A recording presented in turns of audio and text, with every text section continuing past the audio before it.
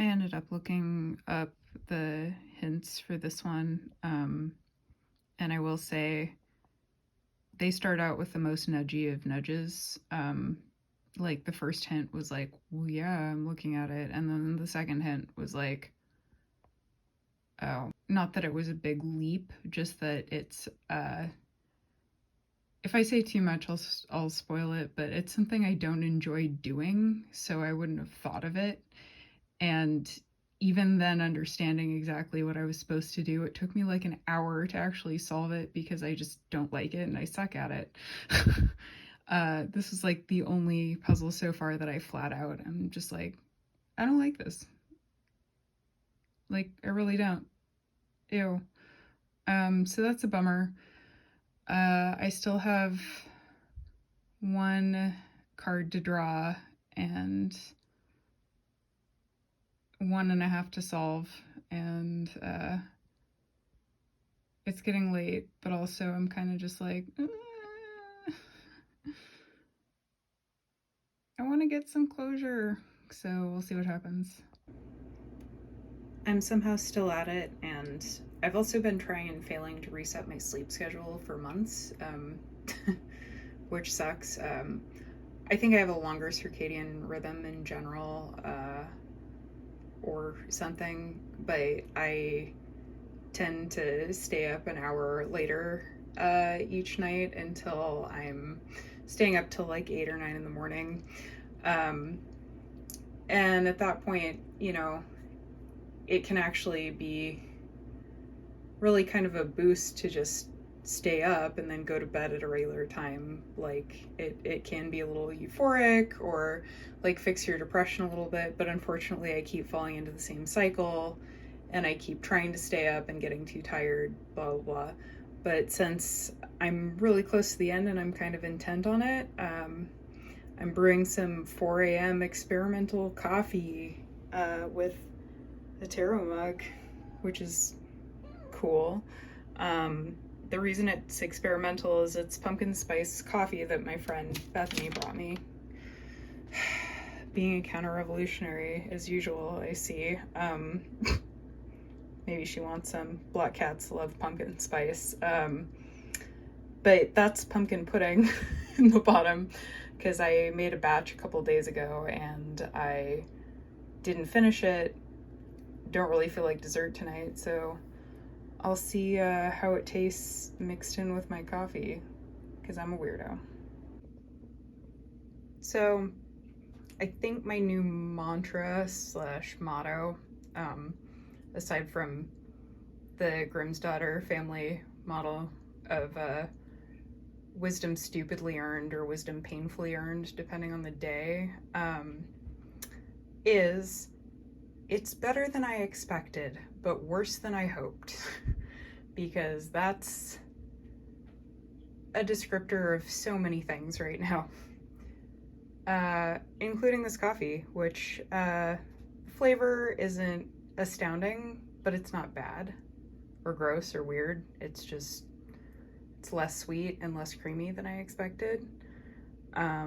The cool part is the texture is wonderful, like one of those silky pudding like European hot chocolates, which is kind of what I was hoping for. So anyway, with that, I'm going to embark on my last drawn card, and then I still have half a card to solve, and then I have the end game card, so I'm getting near. So, not that this video, or if we're gonna be realistic, probably series of videos needs to be any longer. But I do want to finally get around to sharing some of my final impressions of The Light in the Mist. So in terms of like the final puzzle, I'm going to take responsibility for this. I think that my gameplay experience would have been enhanced if I had thought about it from the perspective of if you're playing in a group, people have different strengths. As I said, there were like 4 puzzles that I felt stumped me. And out of 23, that's not terrible. It's not awful. And none of them ended with me having to have the answer handed to me. But when you're playing with a group, if someone's brain doesn't work a certain way, you can usually, someone will have some insight or someone will be good at the thing. And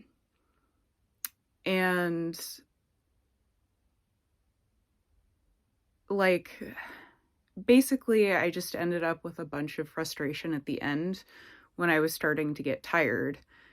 And then because I saved all of my puzzles I was stumped on till right before the end game, like my last drawn card was figuring out the method was super easy. Actually solving the puzzle wasn't, and that contributed to my frustration because the ones I needed hints on, once I found a hint that actually told me something new that I hadn't already intuited, I didn't need much more than that to figure out what I was supposed to be doing, but actually doing it was hard. For like math or spatial reasoning things, usually, I'm better at word games. And these are technically word games, but, you know, there's a lot of different styles of logic that go into the puzzles. It's nice that there's such a variety. And again, like solving it in a group, like solving it yourself, you get to have a sense of achievement, which I think is what I wanted when I put off consulting hints and shot myself in the foot. But maybe you miss a little of that with a group, but the camaraderie and then the like likelihood of not getting stuck as hard is a thing. Anyway, I keep branching and getting off track and saying the same things over, but basically, so I had all this like frustration, and then I got to solving the final card, and it was like surprisingly fast and easy in comparison. So that felt like a little bit of a letdown. And where I'm at now, there are some puzzles that happen after the last card. Hopefully that's not too spoilery, but like I said, like, oh, there's a sealed envelope and there's stuff on the box that looks like puzzles. I finished what would be considered the last puzzle for the game itself pretty easily, and I thought it was clever. But the game kind of loses its way once you stop solving cards. And I think that's because when you're solving the last in-game puzzle and then the quote-unquote bonus puzzles, which actually give you a postscript, I haven't solved those yet. I'm aware of them. I've actually been aware of them from the beginning because I looked at the box and I'm like, the box looks like a puzzle. But when you step away from the guidance system that's provided by every time you start something, you have to look at the wisdom section of the book to get your clues to contextualize the information you're being given on the cards. And you get really, really used to that. And so then when you step outside of that, it's hard to contextualize like, oh, I'm following the same process, I just don't have a helpful hint. So you're still looking for a keyword and you're still wanting to look up the keyword to get a number, and you're still reading the passage that goes with that number, but it stops directing you forward. when you read the last passage, it mentions like, oh, there are puzzles for another time. And you can see that there are two more or multiple other passages of text after the one you've just read, and they're unfamiliar. And it's like, okay, so there's more to the story. Am I supposed to just proceed to the next passage, or do these quote unquote optional puzzles contain keywords that I'm supposed to use to look up the numbers to these passages that are right in front of me? So anyway, I do feel like the end game is kind of a weakness, but I think if I hadn't been so tired out and frustrated by leaving the stuff I was struggling with till last, it would have been a lot more enjoyable. And I will say, even though feeling like the last card was easy, was kind of a letdown in context, I really did enjoy the puzzle attached to it. It was delightful, and it felt like bringing everything together in a nice way.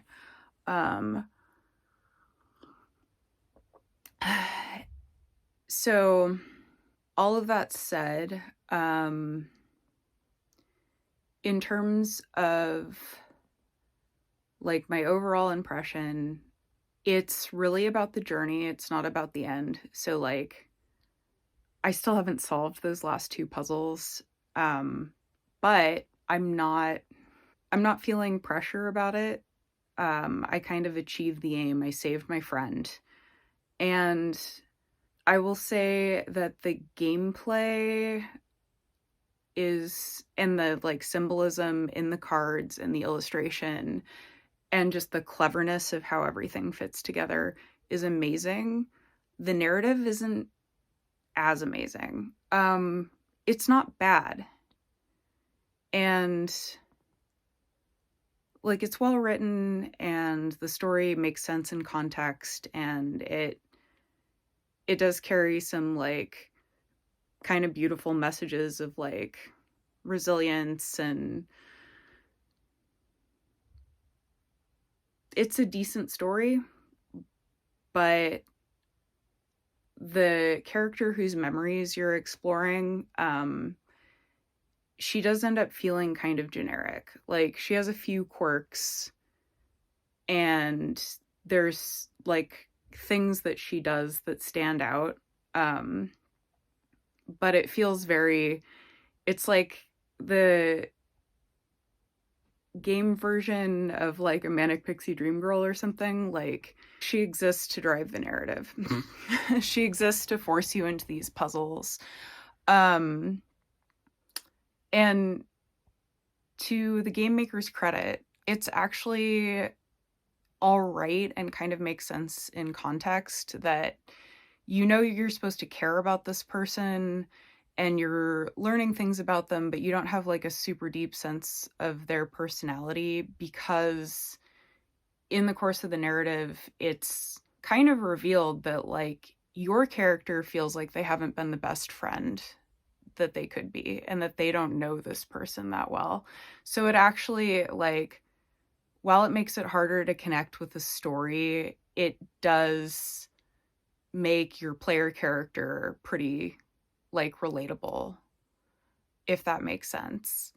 Like, it's kind of understandable that you see your friend as this like collection of quirks and then traumatic things that are happening to her, but you don't really get a sense of all of the little details of your friendship, because one, she's guarded and she's shutting you out, and you're not getting her words, her interactions with you. You're getting experiences through her eyes. So there's still not a lot of personality context. And as well as that, like I said, like, a lot of what makes you feel in character is that your character is self-doubting. And also the voice of the mist is basically following you around saying like, you suck as a friend, like you don't know anything about this person. So while it feels like a little like my impression when I read Twilight and I was like, Bella's not even a character. She's just a blank slate. Or like, again, the manic pixie dream girl trope. It actually does work in context. It's just kind of like weird when compared with the like esoteric, heavily layered symbolism and sensitive detail of the puzzles and the cards and everything. So like story is like 7.5 out of 10. Gameplay is like 9.5 out of 10 for the art and the cleverness and the attention to detail. Also, just in terms of like mystery in a box experience, I really like the sustainability of it. I mentioned this previously, but I've come to realize it even more, that it's kind of incredible because you can only really have this experience once. But because there's a low number of consumables, like there's an envelope that you could actually, that you use as your backpack in your journal, and they suggest using pencil on it. So you could carefully erase everything you write down and pass the game on to someone else easily.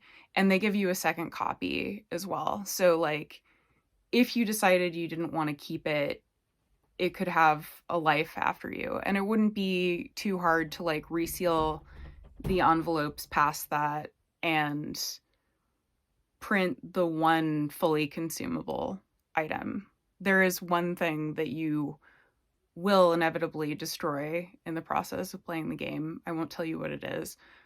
But instead of, ending up with scrap paper, you end up with an artifact of your gameplay, which is pretty cool. And then the deck itself, as I said, it's a working tarot deck, and the instruction booklet actually covers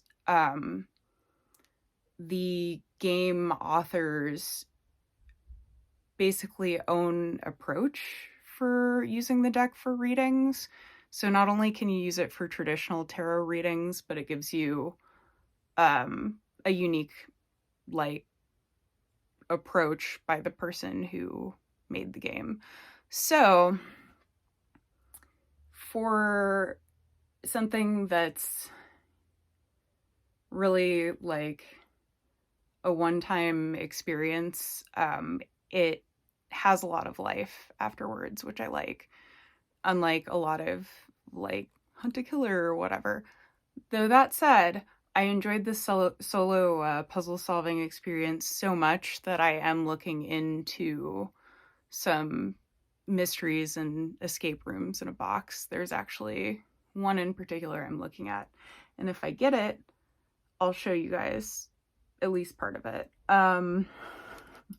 It's a little more spendy, but it seems pretty quality.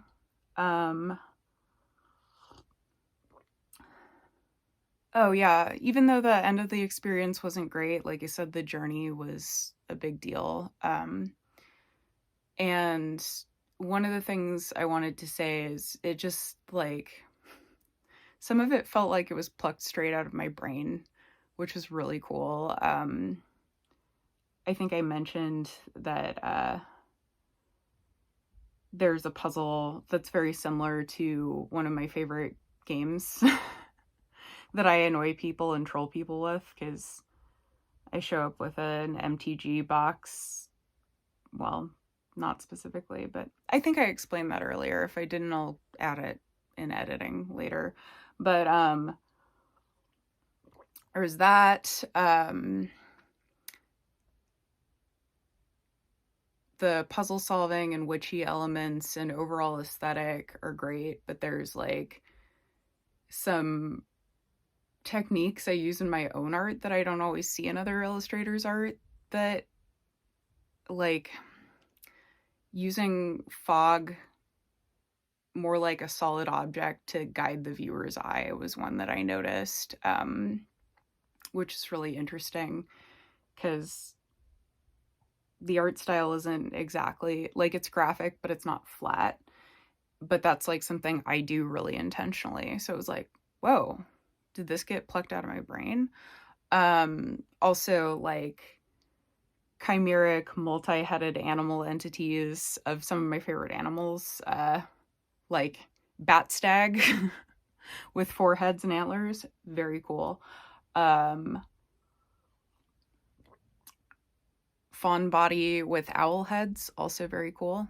Yeah, it's just almost strange to me how I didn't arbitrarily choose to play this, but really more than like the art or the symbolism or any of the themes.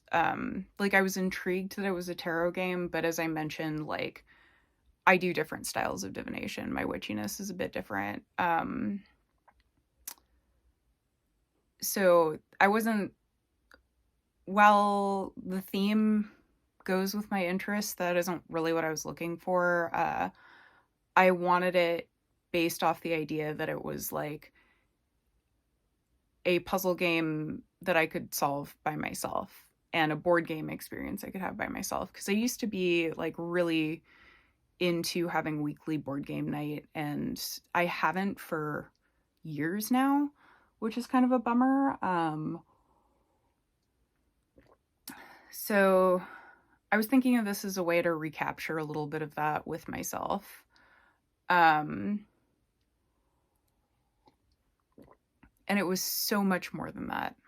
It just kind of blows my mind how this was something that was like, it'll be fun. It'll be a return to something that interests me. And I was so much more interested in that part of it. And then there's just so much to it that's amazing. And the other thing I wanted to mention is like, I am like a puzzle and escape room game type of person, but I'm really picky, like in terms of mobile escape room games. I mostly play Rusty Lake. Like that's my absolute favorite. The Twin Peaks in the Netherlands thing is nuts and I love it. Um Also, like I need to date someone just to play The Past Within. Like no, just kidding. But like that would be something that I'd really like to do with someone that I'm close with, and not any of my friends here are really into that stuff. So I talked to one of my Port Townsend friends about playing it, but I don't know when I'll get to see him. So um but it gave me a lot, like obviously it's different vibes. It's more woodsy, witchy, like rustic in a different way. I don't know. But it reminded me of the way that I feel when I get to play a new Rusty Lake game. Another one is, I can't remember the name of the developer, but it's a series and each of them are done in like an insanely different art style. They're Japanese, but there's, I think the most recent one was Faceless Room, but there was like Heartless Room. I think they're all something less room. And those are amazing too, and I would highly recommend them. But this is like getting to do one of those in person in the real world, um, but without having to like find an escape room to go to or whatever, and also just highly aesthetic. So anyway,